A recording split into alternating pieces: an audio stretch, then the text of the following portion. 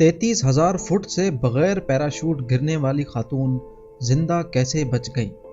ناظرین، انسان کتنی بلندی سے گر کر زندہ بچ سکتا ہے؟ ویسے تو 1 یا 2 منزلہ عمارت سے نیچے گرنا بھی جان لیوا ثابت ہو سکتا ہے، مگر ایک خوش قسمت خاتون 33,000 فٹ کی بلندی سے گر کر بھی زندہ بچ گئی تھی۔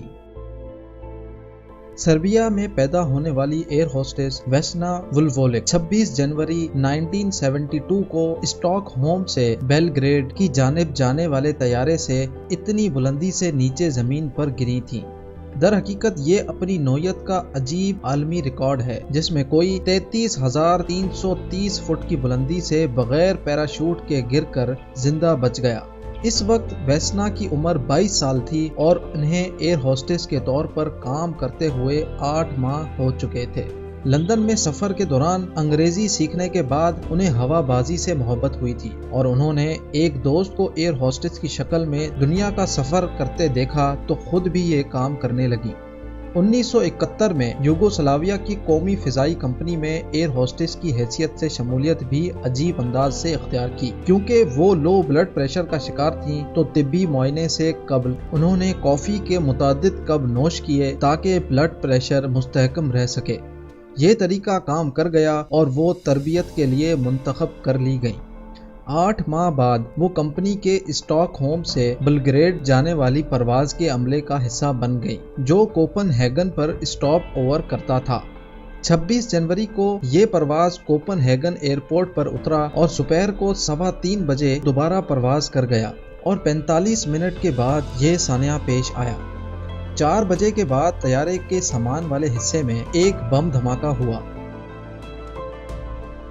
جس کے نتیجے میں طیارے کے ٹکڑے ٹکڑے ہو گئے اور وہ 33,330 فٹ سے نیچے زمین پر جا گرا، جس میں سوار 28 مسافر اور عملے کے افراد ہلاک ہو گئے اور صرف ویسنا ہی زندہ بچ سکی۔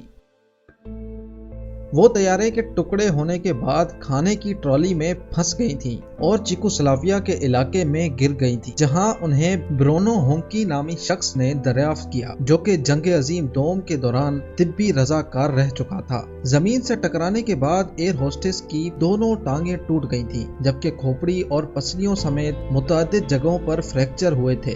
برونو نے انہیں پراگ کے ہسپتال تک پہنچایا، جہاں انہوں نے متعدد دن کوما میں گزارے۔ کھوپڑی کے فریکچر کے ساتھ ویسنا کو برین ہیمریج بھی ہوا تھا، جس سے یادداشت غائب ہو گئی تھی اور 1 ماہ تک کچھ بھی یاد نہیں تھا، بس یہ یاد تھا کہ وہ پرواز کے دوران مسافروں کو خوش آمدید کہہ رہی تھی اور بس۔